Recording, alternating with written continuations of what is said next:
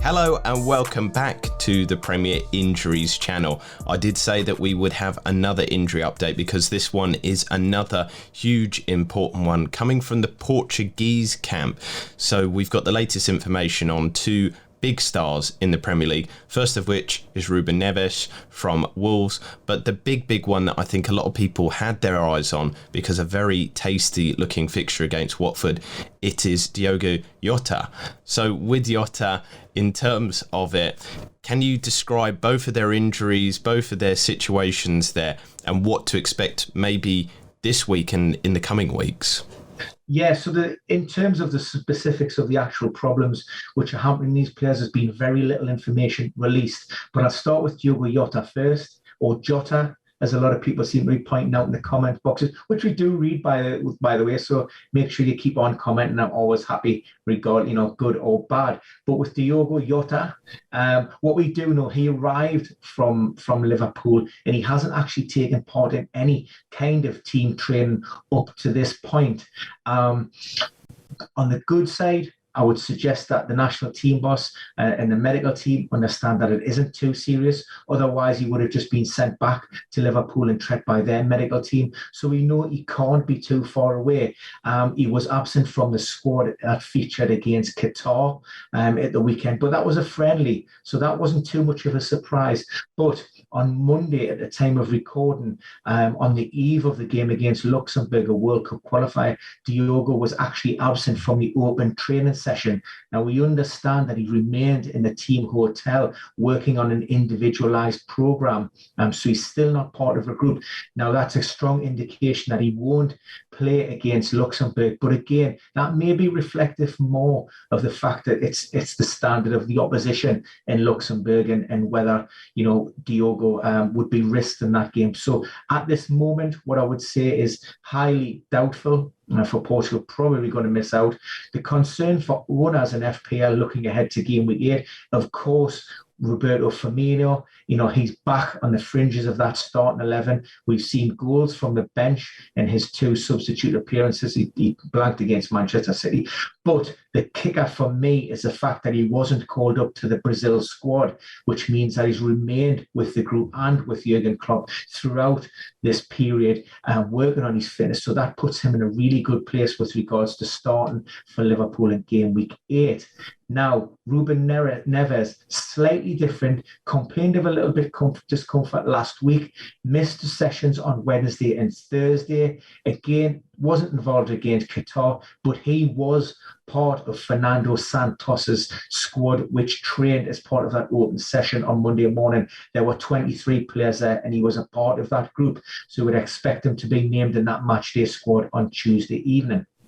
So with the Jota situation, we have to get it right because so many people were so angry about the pronunciation of his name. With Diogo Jota, what is your recommendation then? Say if you were playing a wild card, would you not bring him in because of the Firmino situation as well? I mean, going forward, for me, in that Liverpool offensive attack, there's three places up for grabs with 4 players.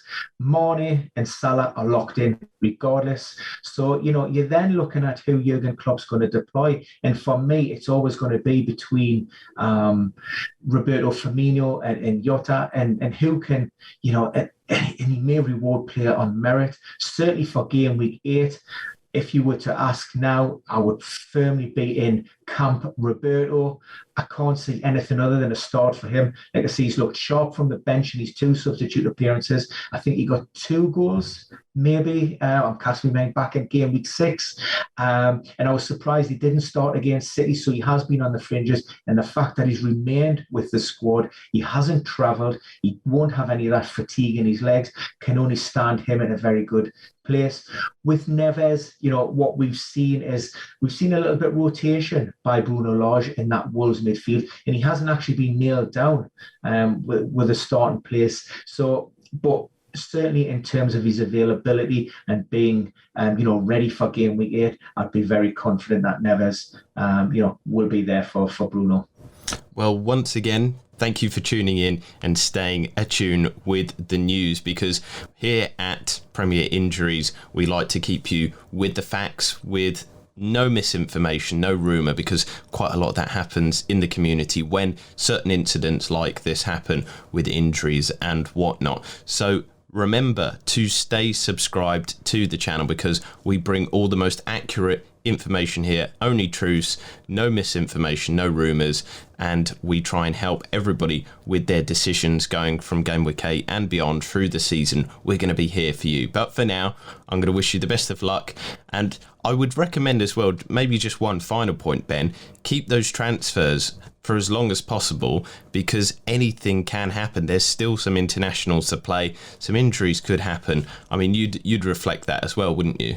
I mean, absolutely, yeah. And we've also seen the lifting of those countries in the red list areas for a lot of countries as well. So people are instantly assuming that everybody who's been away will not be governed by the quarantine regulations and this and the other. Let's not forget that some of these players will have a very quick turnaround between matches, particularly looking at those maybe involved in for Uruguay and for Brazil, which kick off in the early hours of Friday morning, 1:30 a.m. on the 15th. And the likes of the early kickoff, I think it's Liverpool travel to Watford and Vicarage Road, that kickoff's at 12:30. So we have less than 33 hours between those games, and also less than 36 hours between the normal sort of 3 p.m. kickoffs. So don't get caught out. Try to hold on to those transfers as much as possible, and good luck, because you may just need it. Yeah, I think it's going to be very luck driven for Game Week 8, because there's quite a few question marks. But for now, we're going to wish you the best of luck and goodbye.